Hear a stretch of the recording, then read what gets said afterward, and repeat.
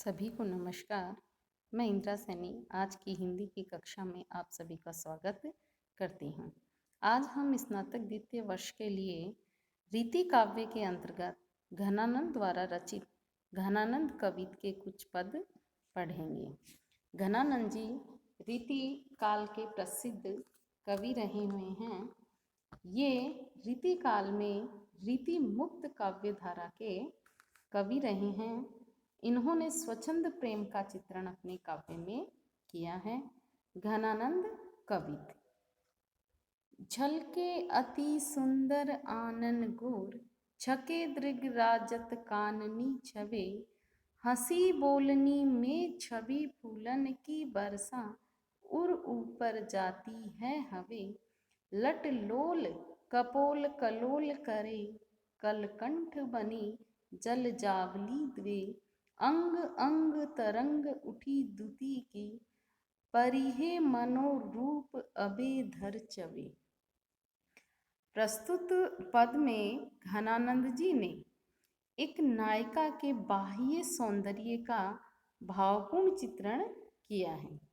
घनानंद जी उस नायिका का चित्रण करते हुए, उसके सौंदर्य का चित्रण करते हुए, वर्णन करते हुए कह रहे हैं कि झलके अति सुंदर आनन गोर, छके दृग राजत काननी छवि, कि उस नायिका के अतीव सुंदर गोरा मुख शोभायमान हो रहा है। यानी नायिका का जो मुख है वह बहुत ही सुंदर है और गौर वर्ण वाला है।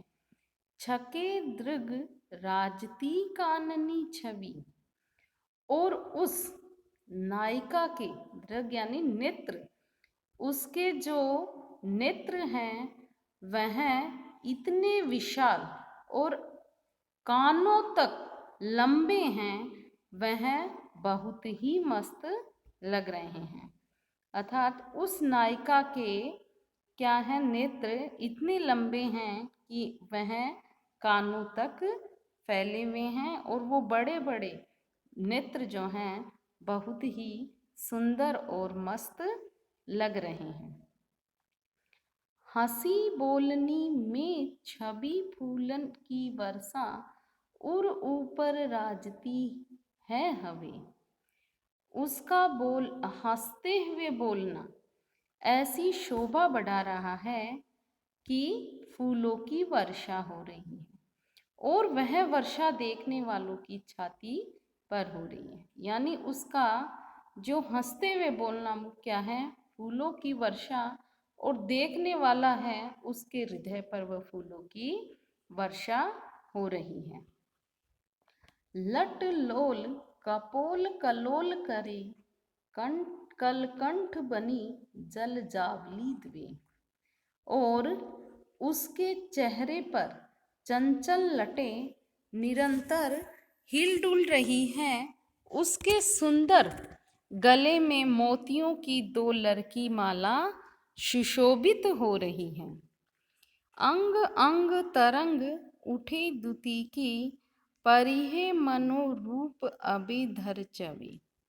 इस तरह उस नायिका के प्रत्येक अंग से शोभा रूपी तरंग उठ रही है और ऐसे लग रहा है कि परिहे मनोरूप अबे धर चवे। ऐसा लगता है मानो उसका तरल सौंदर्य अभी धरती पर चू पड़ने वाला है। इस तरह यहाँ घनानंद कवि ने उस नायिका के बाह्य रूप सौंदर्य का वर्णन किया है। नायिका के जो रूप माधुरी है उसको गतिशील एवं तरल रूप में यहाँ दर्शाया है। उसके नेत्रों की विशालता का अतिशयोक्तिपूर्ण वर्णन करते हुए कवि ने उसे कानों तक स्पर्श करने वाले बताया है। यहाँ उपमा, उत्प्रेक्षा, यमक, विप्सा आदि अलंकारों का प्रयोग भी कवि ने किया है। छवि को सदन मोद मंडित बदन चंद, त्रिषित चसनी लाल कबधो दिखाए हो, चटकीलो भेष करे मटकीली भांति सोही, मुरली अधर धरे लटकत आए हो, लोचन डुराए कछु मृदु मुस्काए, नेह भीनी बतियानी लड़काए बतराए हो, बिरह जरत जिय जानी आनी प्राण प्यारी, कृपा निधि आनंद को घन बरसाए हो। यहाँ घनानंद जी ने एक गोपी अथवा नायिका की मनोदशा का चित्रण किया है। वह विरहिणी जो है कृष्ण दर्शन की अभिलाषा से विवश होकर कह रही है। क्या कह रही है? छवि को सदन मोन मंडित बदन चंद, तृष्णी चसनी लाल कब तो दिखाए हूँ। हे कृष्ण, तुम अपने शोभा के सागर प्रसन्नता से पूर्ण चंद्रमा रूपी मुख को, मेरे इन प्यासे नेत्रों को न जाने कब दिखलाओगी। चटकीली भेस करे मटकीली भांति सोही, मुरली अधर धरे लटकत आए हो, और न जाने कब तुम अपनी चटकीली वेशभूषा धारण करके होठों पर मुरली रखकर बजाते हुए नखरीले ढंग से झूमते हुए आओगी। लोचन डुराए कछु मृदु मुस्काए, नेह भीनी बतियानी लड़काए बतराए हो। न जाने कब प्रेम से सिक्त बातों से आंखें मटकाते हुए, मृदु मृदु मुस्काते हुए चपलता के साथ वार्तालाप करोगी। विरह जरत जिय जानी आनी प्राण प्यारे, कृपा निधि आनंद को घन बरसाए हो। और न जाने कब अपने हृदय में मुझ विरह से जलती हुई समझकर मेरे पास आकर प्राणों के प्रिय कृपा के सागर कृष्ण आनंद के मेघ को बरसाओगे, अर्थात अत्यधिक आनंद की वर्षा करोगे।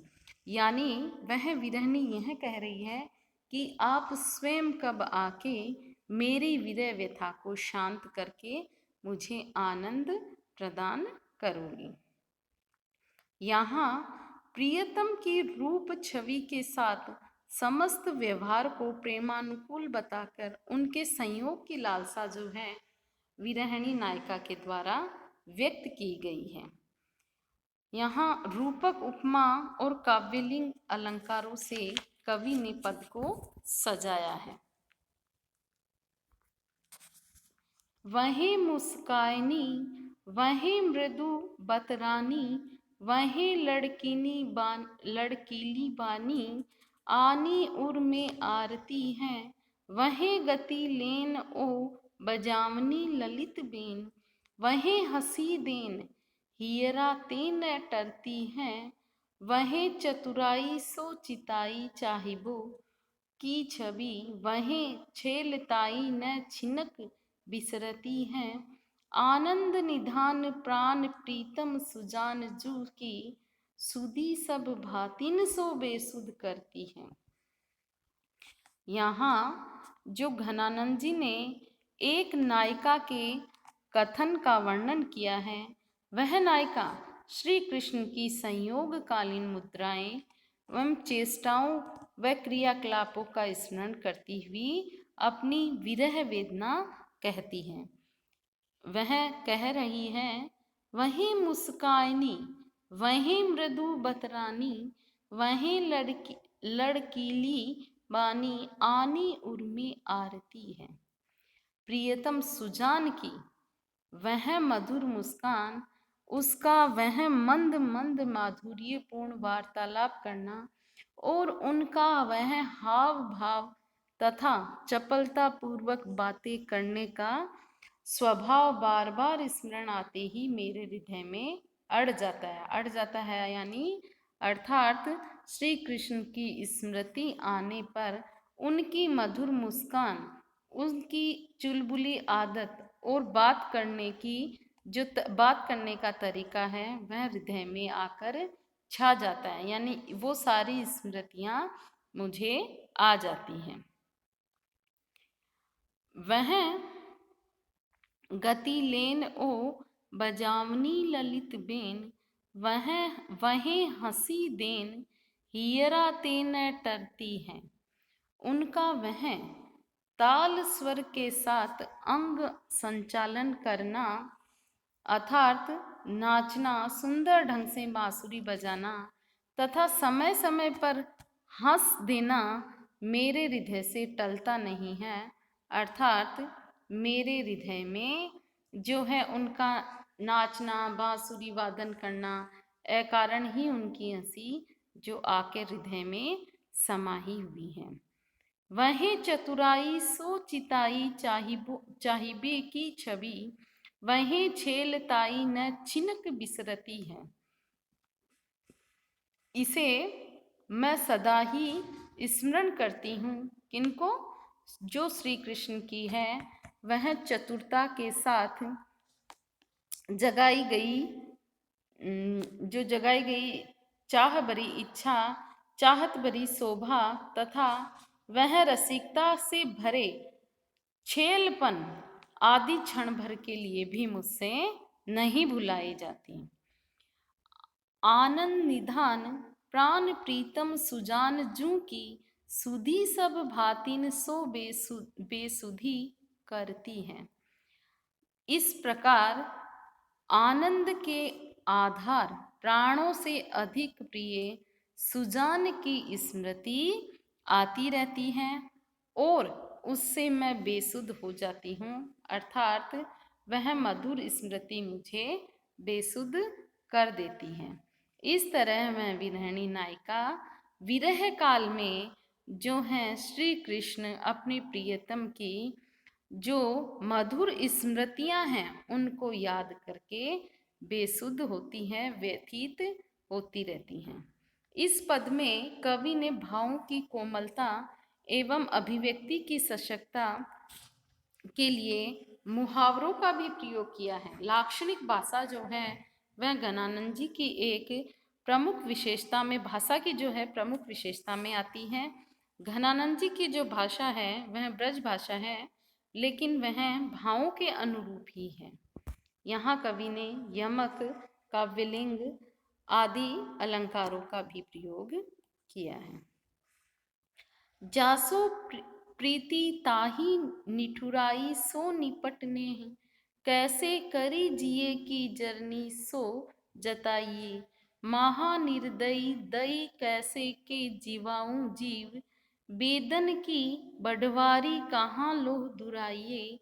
दुख को बखान करिबे को रसना के होती, एपे कहूँ बाको मुख देखन न पाइए। रेन दिन चैन की को न लेस कहूँ पाए पेये भाग, आपने ही ऐसे दोष काहीं धो लगाइए।